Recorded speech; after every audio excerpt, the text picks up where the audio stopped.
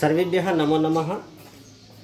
सुप्रभात मित्राणि, प्यारे बच्चों सभी को नमस्कार। आज मैं पुनः आप लोगों के सामने शब्द रूपमाला के क्रम में एक नया शब्द फल अकारांत नपुंसकलिंग शब्द लेकर के उपस्थित हुआ हूँ। हम बार बार चर्चा कर चुके हैं कि शब्दों के रूप दो प्रकार से चलते हैं, अजंत और हलंत। अजंत वे शब्द कहलाते हैं जिन शब्दों के अंत में कोई न कोई स्वर आता है, और जिन शब्दों के अंत में कोई न कोई व्यंजन आता है उन्हें हलंत कहा जाता है। तो शब्द रूप दो प्रकार से चलेंगे, अजंत शब्द रूप और हलंत शब्द रूप। यहाँ पर शब्द रूप माला के क्रम में मैं नया शब्द अकारांत नपुंसकलिंग लेकर के उपस्थित हुआ हूँ। आइए हम इसका अध्ययन करते हैं। नपुंसकलिंग की परिभाषा हम लोग पढ़ ही चुके हैं कि जिस पदार्थ या जिस वस्तु से न तो पुरुष जाति का ज्ञान होता है न स्त्री जाति का ज्ञान होता है, उसे नपुंसकलिंग कहा जाएगा। ठीक है। फल अकारांत नपुंसकलिंग शब्द।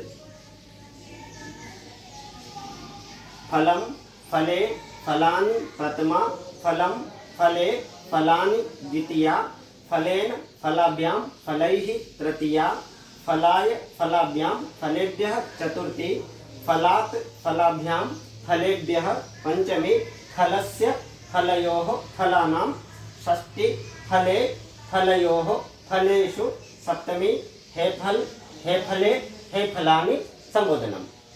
ये इसके रूप हैं। एक बार हम हनुमान चालीसा की जो राग है, जय हनुमान ज्ञान गुण सागर, जय कपीस तिहुँ लोक उजागर, रामदूत अतुलित बलधामा, अंजनी पुत्र पवन सुत नामा। उस राग से हम याद कर लेते हैं। फलम फले फलानि प्रथमा, फलम फले फलानि द्वितीया, फलेन फलाभ्यां फलै तृतीया, फलाय फलाभ्यां फलेभ्य चतुर्थी, फलात् फलाभ्यां फलेभ्यः पंचमी, फलस्य फलयोः फलानां षष्ठी, फले फलयोः फलेषु सप्तमी, हे फले हे फलानि संबोधनम। प्यारे मित्रों, बच्चों, आप इसमें पाएंगे, देखेंगे कि देखिए आपको एक बात ध्यान रखनी है कि नपुंसकलिंग जो शब्द होता है, कारण नपुंसकलिंग कोई सा भी शब्द होवे, उसकी प्रथमा और द्वितीय विभक्ति जो होती है हमेशा समान होती है। प्रथमा और द्वितीय विभक्ति समान होती है। तो देखिए यहाँ पर फलम फले फलानि, फलम फले फलानि। ठीक है।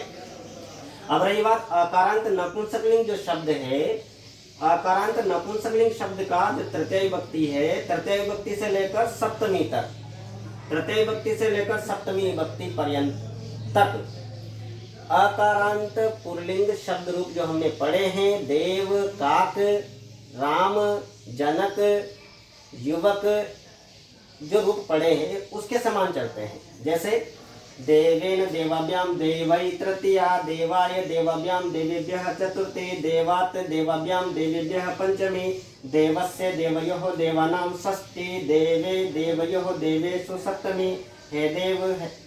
ठीक है। संबोधन में अलग होता है, तो सप्तमी विभक्ति तक समान, तृतीया से और सप्तमी विभक्ति तक अकारांत पुल्लिंग शब्द रूप के समान इसके रूप चलते हैं। इसका मतलब ये हुआ कि आपको अकारांत नपुंसकलिंग में केवल प्रथमा द्वितीय याद करना है, एक याद करना है, फलम फले फलानि, तो द्वितीय भी समान होगी, फलम फले फलानि।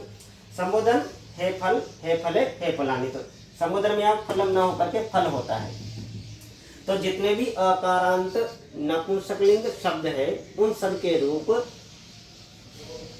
फल के समान चलेंगे। आइए हम एक और नया शब्द रूप पढ़ते हैं, वहां पर कुछ आप पाएंगे। देखिए पहले मैं बता देता हूँ इसमें क्या है। यहाँ पर न नल वाला है, फलानी फलानी फलानी, है ना, फलानाम। देख लीजिए बच्चों ध्यान से, न फलानी फलानी नि। ठीक है। इसी चर्चा हम करेंगे। आइए हम दूसरा शब्द रूप यहाँ पर पढ़ते हैं। एक और नया शब्द लिखा है प्यारे विद्यार्थियों, पुष्प।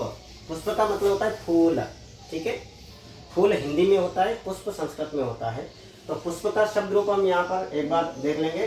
पुष्पम पुष्पे पुष्पाणि प्रथमा, पुष्पम पुष्पे पुष्पाणि द्वितीया, पुष्पेण पुष्पाभ्यां पुष्पैः तृतीया, पुष्पाय पुष्पाभ्यां पुष्पेभ्यः चतुर्थी, पुष्पात् पुष्पाभ्यां पुष्पेभ्यः पंचमी, पुष्पस्य पुष्पयोः पुष्पाणां षष्ठी पुष्पे पुष्पयोः पुष्पेषु सप्तमी हे पुष्प हे पुष्पे हे पुष्पाणि संबोधनम। हमने फल के जो शब्द रूप पढ़े थे वहां पर चर्चा करे थे कि वहां तो फलम फले फलानी, फलम फले फलानी, एक यहाँ पर फलेन, एक यहाँ पर फलानाम, है ना। ये वहां पर न नल वाला नकार न नल वाला आया था और यहाँ पर ण ट वर्ग का 5वां अक्षर न आया हुआ है। तो आप कंफ्यूज हो सकते हैं कि कहाँ पर हमें न नपुंसकलिंग में या पुल्लिंग में कहीं अगर वो बनता है तो हम कहाँ पर न लगाएं, कहाँ पर न लगाएं, ठीक है। तो ये कंफ्यूजन दूर करने के लिए आपका जिस शब्द में प्यारे बच्चों र रस्सी वाला हो, या जिस शब्द में श षटकोण वाला हो, या जिस शब्द में रे ऋषि वाला हो, ठीक है। जिस शब्द में र रस्सी वाला हो और श षटकोण वाला हो या रे ऋषि वाला हो, तो इसके बाद में आप न लिखे या न लिखे तो ये शब्द रूप में न को न आदेश, न के स्थान पर न लिखना है, मतलब न लिखना है। कहाँ लिखना है? न र श और री के बाद में न अगर आ जाता है तो वहां पर न होगा। जैसे यहाँ पर श के बाद में ये श है तो यहाँ पर न आएगा या न आएगा, ठीक है। इसके बहुत सारे मित्र गण और शत्रु गण होते हैं, वो आपके चर्चा के विषय में यहाँ पर नहीं है क्योंकि बड़ी क्लास का मैटर है। मित्र गण और शत्रु वाणी भी होते हैं प्यारे बच्चों, लेकिन आप इतना समझ लीजिए पुष्पम पुष्पे पुष्पाणी तो वहाँ न आएगा क्योंकि इसमें श षटकोण वाला आ रहा है। एक छोटे स्तर से आप इतना समझ लीजिए, पुष्पम पुष्पे पुष्पाणी, ठीक है। मित्रम मित्रे मित्राणि, चित्रम चित्रे चित्राणि, और वनम वने वनानि। यहाँ न को न क्यों नहीं आया? क्योंकि इसमें र श और री ये तीनों ही वर्ण नहीं है, ठीक है। अगर र श री के बाद में कोई सा भी अगर न आता है तो उस न के स्थान पर न ट ट ड ड न 5वां वर्ण न लिखते हैं, यह ध्यान रखना है प्यारे बच्चों। बीच में चाहे कितने भी वर्ण आ जाए, ठीक है ना। मित्र वर्ण हो तो हो जाएगा, शत्रु वर्ण हो तो नहीं। तो मित्र वर्ण शत्रु वर्ण की चर्चा हम बाद में करेंगे। आप मोटे रूप से आप इसको समझ लेंगे तो आपका कभी भी गलत नहीं होगा, ठीक है। तो पुष्पम पतति, पुष्पे पततः, पुष्पाणि पतन्ति, पुष्पम सह पुष्पम जिघ्राति, सह पुष्पम पश्यति, सह पुष्पे पश्यति, तानि पुष्पाणि पश्यन्ति, ते पुष्पाणि पश्यन्ति, ताः पुष्पाणि पश्यन्ति, बालकाः पुष्पाणि नयन्ति, ठीक है। पुष्पेण सह सुगंधः अस्ति, या पुष्पेण सह रामः अर्चनां करोति, पुष्प के साथ, ठीक है। पुष्पाभ्याम पुष्पैः, पुष्पाय फूल के लिए, पुष्पाभ्याम पुष्पेभ्यः, पुष्पात् फूल से, पुष्पाभ्याम पुष्पेभ्यः, पुष्पस्य नाम के फूल का नाम क्या है? तो पुष्पस्य नाम कनेरः, किमपि नाम, कोई भी नाम हो सकता है। पुष्पयोः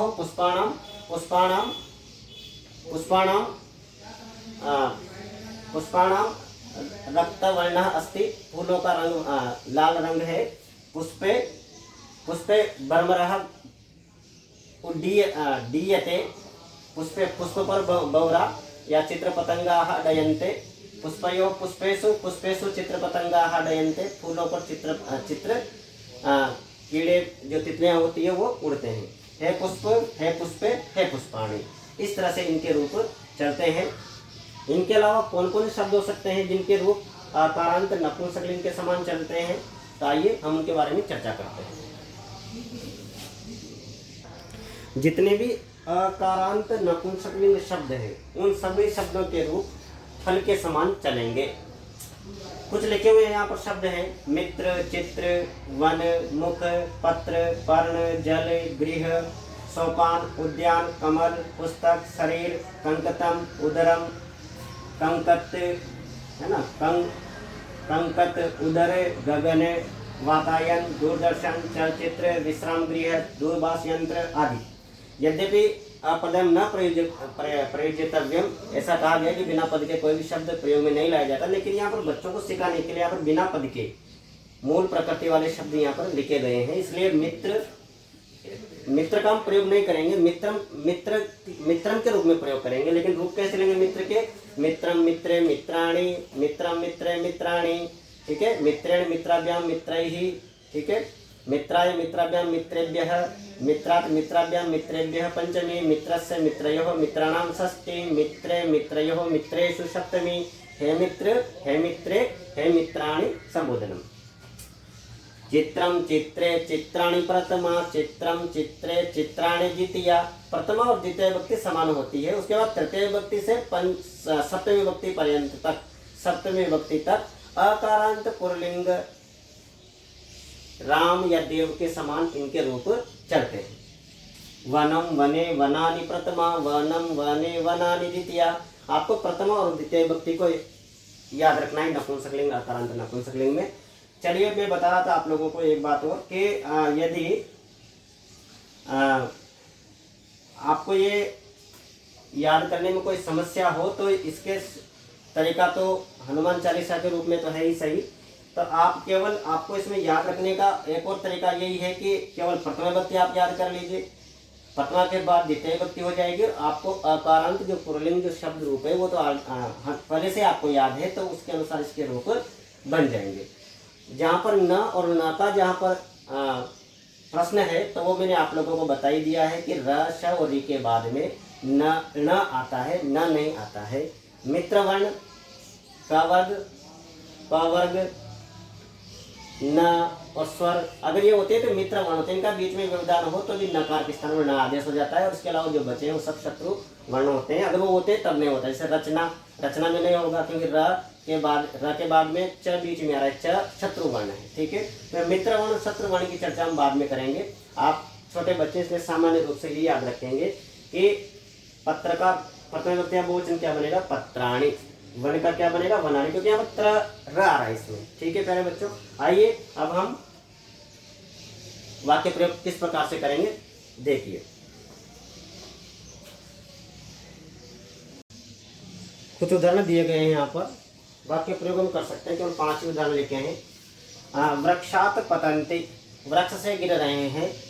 पुष्पेशु या पुष्पाणि, तो यहाँ पर वृक्ष से कौन गिर रहे हैं? पुष्प गिर रहे हैं। तो यहाँ पर प्रथम विभक्ति बहुवचन आ जाएगा पुष्पाणि, पुष्पाणि पतंति। इसके बाद है सीता पुष्पाणि चिनोति, सीता पुष्प चुनती है। सीता पुष्प चुनती है। कहाँ से पुष्प चुन रही है?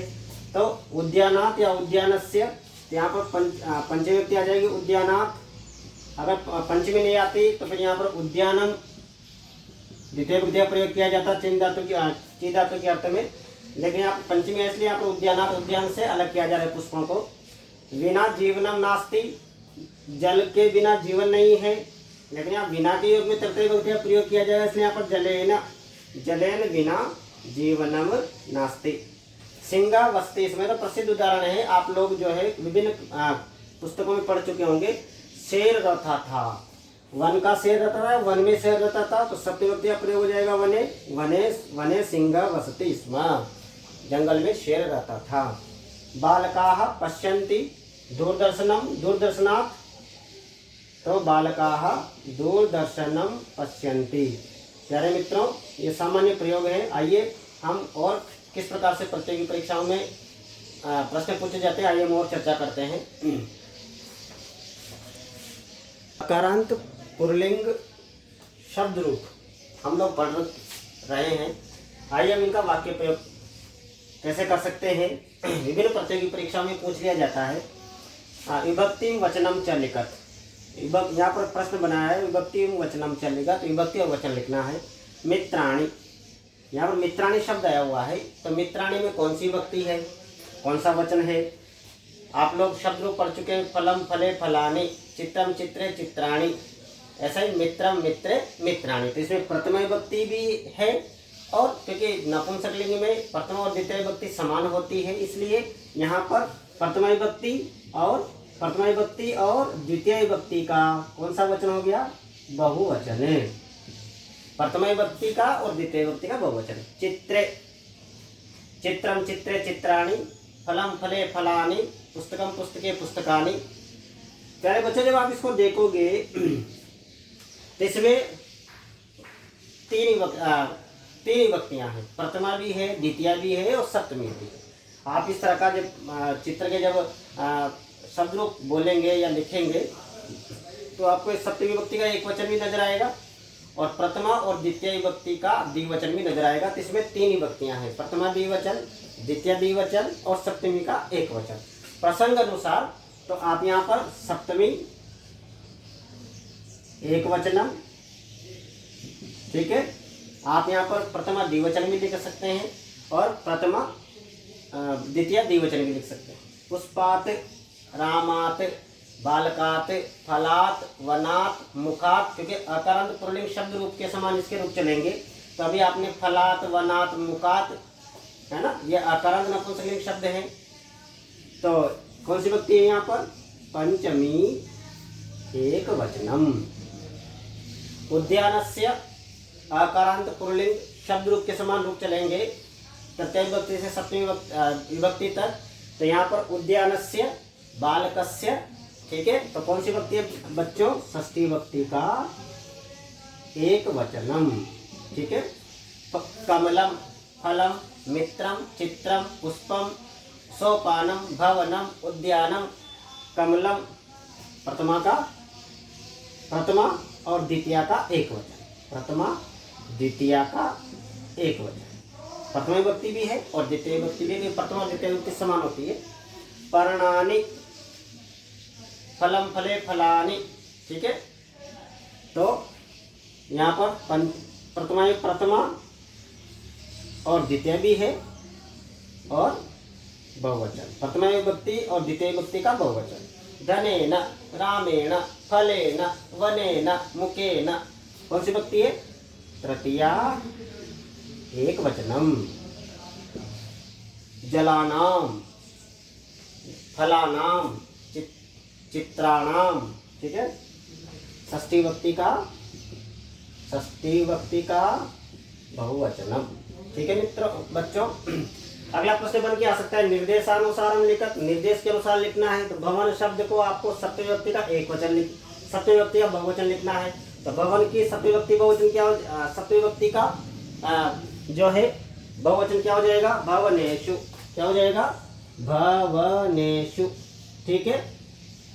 अगला है कमल, तृतीय विभक्ति का कमल, तृतीय विभक्ति बहुवचन। फलम का फलैहि, तो कमल का कमलैहि, ठीक है।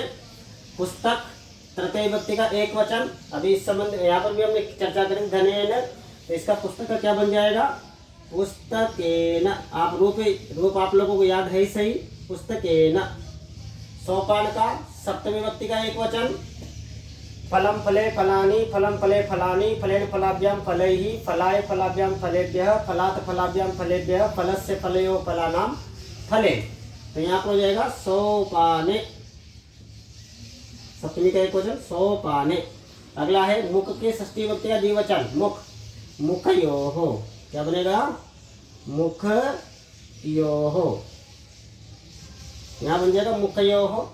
वन, पंचमी विभक्ति का एक वचन, पंचमी का एक वचन। रामात, फलात, वनात, ठीक है।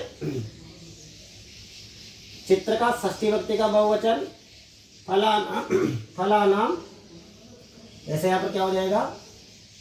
चित्राणाम, फलानाम, पुष्पाणाम। इस तरह से प्रश्नों के उत्तर हम दे सकते हैं। आपको शब्द रूप याद हो तो इस प्रकार से प्रश्न बन करके जब आते हैं, प्रतियोगी परीक्षाओं में इस तरह के प्रश्न पूछ लिए जाते हैं, ठीक है। वाक्य प्रयोग तो हम अनेक प्रकार से कर सकते हैं। आपको ये वीडियो कैसा लगा है, आप इसको अच्छे से जान करके, देख करके अपने सुझावों से मुझे अवगत कराएंगे। तब तक के लिए बहुत बहुत धन्यवाद।